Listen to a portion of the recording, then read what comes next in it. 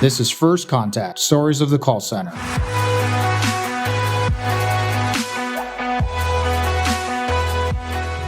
Let's kind of hop over to acquisitions. The business has acquired businesses over time, and that's a lot of ways how you've grown. But, how does a business decide that you want to make an acquisition? And then what is it that you're even looking for when you want to make an acquisition?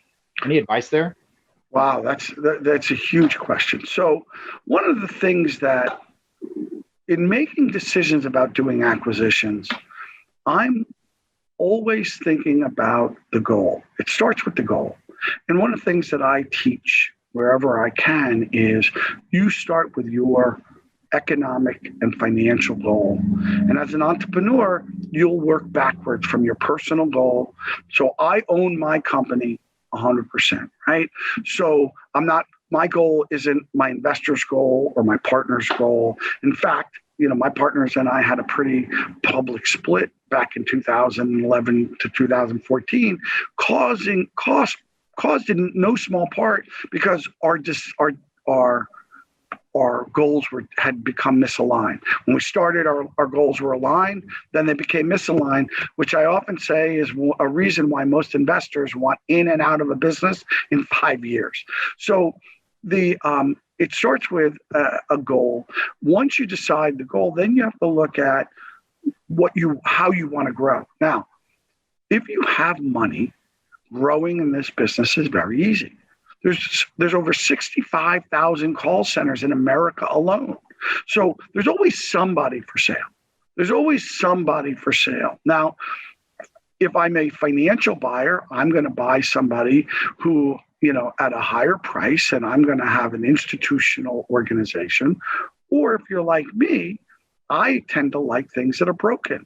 I often say I like the things that are uglier than most people will buy, because rather than throwing a lot of money at some owner, I'd rather put the money into the business and the people in the business to turn it around.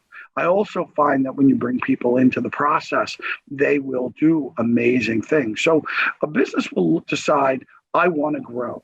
Now, I do a report every month. When I say I use the word I, let me make it very clear. I don't do anything. But we have a report that's done every month.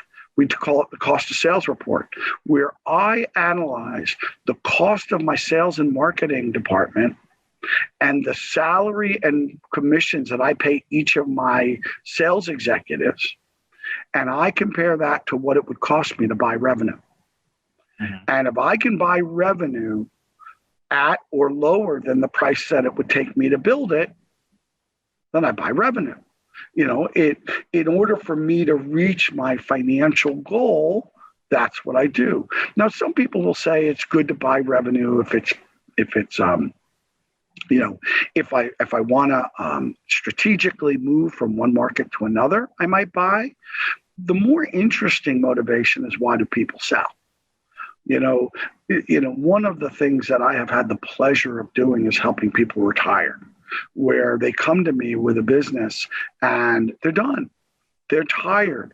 Or I often say some owners go from being offensive, where not offensive like saying bad things, but offensive, running a business with aggression and running a business for growth and running a business, with intention, as my friend Judy McKee would say, right? I want to do this with intention, to going, oh, wait, if I lose that account, that costs me this amount of money, or my value of my business has just shrunk because I've lost this account. Well, when you go from offensively running your business to defensively running your business, it's time to find a new business. It's also time to find a new business when you are tired of making those decisions. See, the interesting thing is, a CEO will only make 5 or 6 decisions a year that really mean anything. The problem is you have to keep making those decisions, because you never know which of the decisions you make day to day is one of those 5. My former partner used to talk about your decision making in your brain is like any other muscle in your body. And the more you use it, the more you exercise it, Yep. Although you couldn't tell that, I exercise, but the more you use it and the more you exercise it, the more successful it'll be. In terms of going after acquisitions, for me, it's about what is the value to the company? Can I buy it at a price that I'm going to spend money on sale to grow my company? I'm either going to spend it in sales and marketing or I'm going to grow it in acquisition.